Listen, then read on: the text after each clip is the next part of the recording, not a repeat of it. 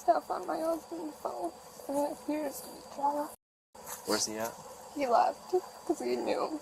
He knew. Once deputies take the devices, the case starts widening fast. Now they are asking where he works, what electronics he has access to, and what other risk might exist outside the house. And then one answer makes the whole thing even more alarming. He works at a public school. That immediately raises the stakes, even before detectives know where the strongest evidence is actually sitting. You know, just a lot of graphic images of basically that. Of what, specifically?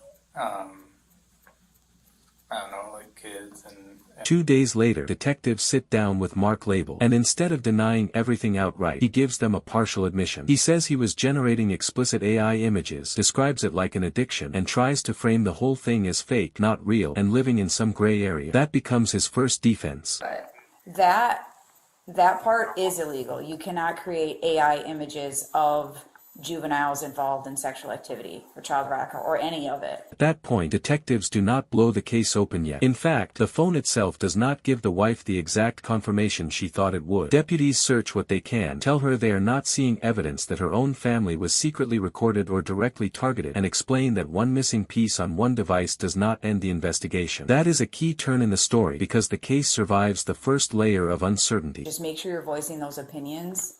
And Their burden of proof and their decisions are made separate from ours. So I'm confident that any judge will come to the same conclusion as you have. Detectives also make something else clear. The absence of hard evidence on the phone does not mean he is innocent. If the AI explanation is only part of the story, the real proof could still be sitting on another device. And that is exactly where this case breaks open next.